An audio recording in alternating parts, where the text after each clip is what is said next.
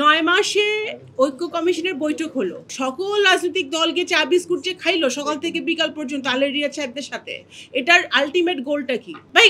আপনি গণতন্ত্র চাইবেন, আপনি ডেমোক্রেসি পালন করবেন, আবার ওভারনাইট সংস্কার চাইবেন, এই দুটো একসাথে হয় না। সংস্কার and reform or change is a continuous process. Doctor Yunus he so comfortable সিচুয়েশনে আছে যে উনি বছর পর বছর অপেক্ষা করে বাংলাদেশের রিফর্ম দেখবে উনি। ঐক্য কমিশনের বৈঠক শেষ হওয়ার পরে, জাতীয় সনদ সই হওয়ার পরে, তারপরে গতকালকে বর্তমান আইন উপদেষ্টা বলেছেন যে 1 সপ্তাহ সময় দিয়েছেন রাজনৈতিক দলগুলোকে নিজেদের মধ্যে আলোচনা করে সমাধান করার, মানে তারা বলটা রাজনৈতিক দলগুলোর কোর্টে দিয়েছেন এবং 1 সপ্তাহের মধ্যে সমাধান না করতে পারলে ওনারা ওনাদের সিদ্ধান্ত জানাবেন বা ওনারা পরবর্তী স্টেপ নেবেন। তা আমি কোনো রাজনৈতিক দল না, আমি একজন বাংলাদেশের নাগরিক, আমি ভোটার হিসেবে আমি গত 1.5 বছরে কি দেখলাম এই যে জুলাইয়ের একটা আমার ছোট ভাই বক্তব্য রাখলো, আমাদের ছাত্র জনতার আন্দোলন হলো, গণ অভ্যুত্থান হলো, সকল রাজনৈতিক দল মাঠে নামলো, বহু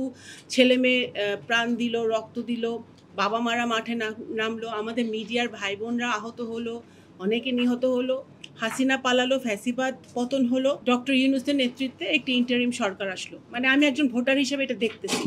এই বাংলাদেশ জাতীয়তাবাদী দল, এনসিপি, জামাত, সাকিব ভাইদের দল সহ যত দল আছে বাংলাদেশে সবাই ডক্টর ইউনূসের উপরে আস্থা, জিএসএ, আচ্ছা, গণসংহতি আন্দোলন, হ্যাঁ, জিএসএ, গণসংহতি আন্দোলন সহ সকল রাজনৈতিক দল ডক্টর ইউনূসের উপরে আস্থা রাখলেন, ওনার উপদেষ্টা মণ্ডলীর উপর আস্থা রাখলেন যে তারা বাংলাদেশের যে ক্রাইসিস মোমেন্টে ডক্টর ইউনূস দায়িত্ব নিয়েছেন সেই দায়িত্বটা উনি পালন করবেন, করে একটি গণতান্ত্রিক রাস্তায় পথে বাংলাদেশ হাঁটবে। 9 মাসে ঐক্য কমিশনের বৈঠক হলো, বৈঠক করে আলের রিয়াদ সাহেব যার নেতৃত্বে হয়েছিল উনি আবার বাংলাদেশ ত্যাগ করে চলে গেছে। এখন গতকালকে আসিফ নজরুল সাহেব বলতেছে ভাই ঐক্য তো হয় নাই, আপনারা আবার 1 সপ্তাহ টাইম দিলাম ঠিক করেন নাকি কথা। আমি ধরেন ভোটার, আমি হলো গ্রামে থাকি, আমি কিছু বুঝি না, তো 9 মাসে কি হইলো? এই যে জিএসএ, বিএনপি, এনসিপি, জামাত সহ সকল রাজনৈতিক দলকে চা বিস্কুট যে খাইলো সকাল থেকে বিকাল পর্যন্ত আলের রিয়াদ সাহেবদের সাথে, এটার আলটিমেট গোলটা কি, আলটিমেট রেজাল্টটা কি? আমরা যেটা আমার ছোট ভাই বললেন, এই বৃষ্টির মধ্যে ছাতা ধরে সবাই গেল, জাতীয় সনদে একটা স্বাক্ষর করে আমরা দেখালাম আমরা এক আছি, এক থেকে আমরা ইয়ে করলাম। তাহলে আমার as a layman, as a voter, আমার মনে প্রশ্ন জাগতেই পারে যে এই ঐক্য কমিশনের প্রয়োজনটা কি ছিল? ভাই প্রথমেই ডক্টর ইউনূস এসে বলতে পারতো যে এই 84টা আইটেম আছে, আপনাদের ঘরে ঘরে পাঠিয়ে দিলাম, আপনারা টিকমার্ক দেন, আমরা কোথায় আপনারা একমত কোথায় দ্বিমত, 1 সপ্তাহের মধ্যে আমার কোর্স কমপ্লিট। কারণ তাহলে তো ঐক্যমত তো হইতেছে না। And that is the beauty of democracy. ভাই আপনি গণতন্ত্র চাইবেন, আপনি ডেমোক্রেসি পালন করবেন, আবার ওভারনাইট সংস্কার চাইবেন, এই দুটো একসাথে হয় না। সংস্কার and reform or change is a continuous process. আপনি আজকে 2টা চেঞ্জ আনবেন, আপনার অপেক্ষা করতে হবে আবার আপনি, কারণ সব গণতান্ত্রিক পরিবেশে, গণতান্ত্রিক সিস্টেমে আমরা এই 5 জন আমরা একমত হব না, 5 জনের 5টা মত থাকবে এবং সময় বেশি লাগবে। তাই বলে কি আমরা পিছিয়ে যাব? আমরা কি মন খারাপ করব? আমরা কি ভাববো যে আমাদের কোনো সংস্কার হচ্ছে না? তা না। এই যে আমার ভাই বললো যে কি নোট অফ ডিসেন্ট নিয়ে, মনে হচ্ছে আমি টক শোতে বসছি। আচ্ছা, নোট অফ ডিসেন্ট নিয়ে আপনার শাউটিং ম্যাচ যে আমরা করছি, আমরা এই যে শাউটিং ম্যাচ করছি না, আমরা এটা ফ্ল্যাগ করেছি। আমরা যখন এই আলী রিয়াদ সাহেব ওনার রিপোর্ট পেশ করেছে, পরের দিনই বিএনপি অফিসিয়াল প্রেস কনফারেন্স করে আমাদের কি প্রবলেম আছে এটা নিয়ে সেগুলো আমরা জাতির উদ্দেশ্যে পেশ করেছি। ঠিক আছে, আমরা শাউটিং ম্যাচ করি নাই।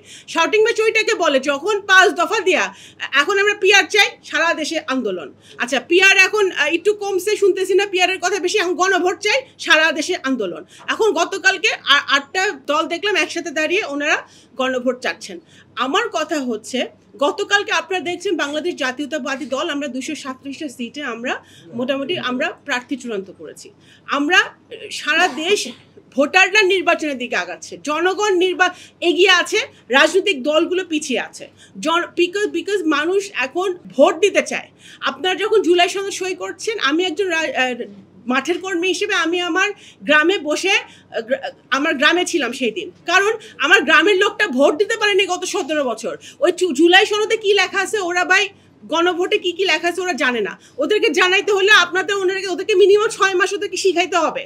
ওরা কিসের উপর ভোটটা দিবে? গণভোট ইয়েস নো তারা কিসের উপরে বলবে? তাদেরকে বুঝতে তো হবে। আপনারা নভেম্বর মাসে গণভোট চাচ্ছেন, তো ওয়ের ইজ দ্য টাইম যে তারা গণভোট বুঝবে? তা আচ্ছা, ইভেন আমরা যে বিএনপি যে রাজি হয়েছে ফেব্রুয়ারি মাসে, আমি রাজনৈতিক কর্মী হিসেবে বাদ দিলাম, আমি একজন ভোটার হিসেবে আমার কাছে মনে হয় ইটস টু সুন। আমি ফেব্রুয়ারি মাসে আমি গণভোট কিসের উপরে দিব সেটাও তো আমার বুঝতে আমার সময় লাগতে পারে, ঠিক আছে না? তো সুতরাং আমার কাছে মনে হয় যে আপনারা অনেক সংস্কারের কথা বলছেন, সংস্কারের কথা বিএনপিকে বলে লাভ নাই। কারণ এই যে আপনারা যে ঐক্য কমিশনে গিয়ে প্রত্যেকটা দল গিয়ে দিনের পর দিন কথা বলেছে, সেই এই মাল্টি পার্টি ডেমোক্রেসির পরিবেশটা তৈরি করে দিয়েছে শহীদ রাষ্ট্রপতি জিয়াউর রহমান। সো বিএনপির ডে ওয়ান থেকে, বিএনপির জন্মের পর থেকে বিএনপি রিফর্ম করে আসতেছে, চেঞ্জ করে আসতেছে, বিএনপি রিফর্মে বিশ্বাস করে। বাট আপনার একটা গণতান্ত্রিক পরিবেশে আপনি সবাই একমত হবেন সেইটা আমার মনে হয় চাওয়াটা অনেক সময় ইমপ্র্যাকটিক্যাল, আমরা চেয়ে ফেলি। আমার কাছে মনে হয় যে বাস্তবতার নিরিখে আমাদের চিন্তা করতে হবে, যেটা একটু আগে আমার একজন ভাই বক্তব্য রাখলেন যে দেশের অবস্থা ভালো না, ল অ্যান্ড অর্ডার সিচুয়েশন ভালো না। অগাস্ট মাসে নারী ধর্ষণ হয়েছে, আপনাদের মিডিয়ার ভাইদের কাছে আরও ভালো রিপোর্ট আছে যে 60-এর উপরে শুধু অগাস্ট মাসে নারী ধর্ষিত হয়েছে। ল অ্যান্ড অর্ডার সিচুয়েশন ভালো না, আমাদের ব্যবসা বাণিজ্যের অবস্থা ভালো না, আমাদের কেউ ইনভেস্টমেন্ট জিরো। সেই অবস্থা সব কিছু বিবেচনা করে আমরা একটা গণতান্ত্রিক পরিবেশের দিকে আগাই। আমি এই কথা পরিষ্কারভাবে বলতে চাই যে বিএনপি কিন্তু নোট অফ ডিসেন্ট কেন দিয়েছে? বিএনপি পরিষ্কারভাবে বলেছে যে আপনার ম্যানিফেস্টো আছে, আপনার মতামত আছে, এটা আমার ম্যানিফেস্টো, আমার মতামত। আমি আমার মতামত নিয়ে আমি জনগণের কাছে যাব। আমার সাথে আপনার একমত হতে হবে না। আপনি আপনার আদর্শ নিয়ে, আপনার ম্যানিফেস্টো নিয়ে জনগণের কাছে যান। আপনাকে যদি জনগণ রায় দেয়, আপনি পার্লামেন্টে আসেন, পার্লামেন্টে এসে আপনি পার্লামেন্টের মাধ্যমে আপনি পরিবর্তনগুলো আনেন, রিফর্মগুলো আনেন। যেই ঐক্য যেগুলোতে হয়েছে সেগুলোতে হয়েছে। বাকি রিফর্ম যদি আপনারা বসে থাকেন রিফর্ম করার জন্য, সেটা তো আপনার বছরের পর বছর বসে থাকতে হবে। আমার মনে হয় না doctor Yunus he so comfortable সিচুয়েশনে আছে যে উনি বছরের পর বছর অপেক্ষা করে বাংলাদেশের রিফর্ম দেখবে। উনি চাচ্ছেন যে যত তাড়াতাড়ি সম্ভব একটা রাজনৈতিক প্রক্রিয়ার মধ্য দিয়ে, গণতান্ত্রিক প্রক্রিয়ার মধ্যে একটি গণতান্ত্রিক পরিবেশ ফিরিয়ে দেওয়া যায় দেশে, এবং উনি ওনার এই বর্তমান অবস্থান থেকে উনি পরিত্রাণ পায়। তো সুতরাং সেই জায়গাতে বাস্তবতা হচ্ছে যে আমরা বিএনপি কিন্তু অনেক জায়গায় নোট অফ ডিসেন্ট আমরা দিয়েছি, অবশ্যই আমরা দিতেই পারি। নোট অফ ডিসেন্ট দিয়ে তো আমরা জুলাই সনদ সই করেছি, এনসিপি তো আসেই নাই। ওদের নিশ্চয়তা লাগবে যে এটা বাস্তবায়ন হবে। ভাই, এই নিশ্চয়তা যেখানে আপনারা পদে পদে বলতেছেন রাজনৈতিক দলগুলা জিএসএ বিএনপিকে বিশ্বাস করে না, বিএনপি এনসিপি রে বিশ্বাস করে না, এনসিপি জামাতরে বিশ্বাস করে না, আমরা কেউ কাউকে বিশ্বাস করি না। আগে আওয়ামী লীগেরও করতাম না, আমরা কেউ কাউকে বিশ্বাস করি না। আবার ঐক্য কমিশনকেও আমরা বিশ্বাস করি না, কারণ ঐক্য কমিশন আমরা যা বলে আসছি, ঐক্য কমিশন দিচ্ছে আরেকটা রিপোর্ট, হ্যাঁ মিলে নাই। তো ঐক্য কমিশনেরও আমরা বিশ্বাস করি না, আমরা কাউরে বিশ্বাস করি না। আবার আপনারা বলতেছেন যে ওভারনাইট আমাদের সব ঐক্য হইতে হবে। আপনারা মাঠে আসেন, ভোটারের কাছে যান, জনগণের কাছে যান, জনগণকে পিআর বোঝান। আমি আমার ভাইকে বলবো যে জনগণের কাছে যাক, পিআরটা বুঝাক, গণভোটটা বুঝাক, ইয়েস কোথায় বলবে, নো কোথায় বলবে, ওটা বুঝায় আপনারা নির্বাচনে আসেন, নির্বাচনে ভোটে নির্বাচিত হয়ে পার্লামেন্টে এসে সেই পার্লামেন্টে আপনারা একটা স্বচ্ছ জবাবদিহিমূলক পার্লামেন্টের মধ্য দিয়ে একটি নতুন বাংলাদেশ জনগণকে উপহার দেন। ধন্যবাদ। আমার কাছে মনে হয় যে দেখেন, উচ্চকক্ষে আমরা পিআর চাই না এই কারণে, পিআরে কারা আসবে? পিআর যদি ওই সংরক্ষিত মহিলা আসন সিস্টেমে আপনি করেন, যে 50টা মহিলা আসন আমাদের সংরক্ষিত, সবাই নির্বাচনের পরে দেখবেন যে আমাদের নারী যারা রাজনীতিতে আছে তারা বা রাজনীতিতে নাই, সবার তদবির শুরু হয়ে গেছে। আমি আমার ব্যক্তিগত রাজনৈতিক কর্মী হিসেবে আমার এখানে মতামত হচ্ছে যে আপনার ওই সিস্টেমটা চেঞ্জ করতে হবে। পিআর উচ্চকক্ষের কি সিস্টেমে হবে সেটা ইম্পর্টেন্ট আমার কাছে মোর, বিকজ আমাদের সিভিল সোসাইটি, আমাদের পলিটিশিয়ানস তো অবশ্যই, আমাদের সিভিল সোসাইটির মধ্যে সবাই পোলারাইজড, কেউ কোনো না কোনো পন্থী, কেউ জামাতপন্থী, কেউ আওয়ামী লীগ পন্থী, কেউ বিএনপি পন্থী, কেউ এনসিপি পন্থী, কেউ জিএসএ পন্থী। কিন্তু আপনি এমন কোনো সিভিল সোসাইটির সদস্য পাইছেন আজ পর্যন্ত বাংলাদেশে যে কোনো পন্থী না, যে বাংলাদেশের মানুষের পক্ষে কথা বলে? আমাদের নাগরিক কোয়ালিশন কোন পন্থী, এটা আগে বাইর করেন আপনি। এখন সেইটা হচ্ছে, আমি মনে করি যে পিআরে যখন আপনি পিআরে এনেও কোনো লাভ হবে না।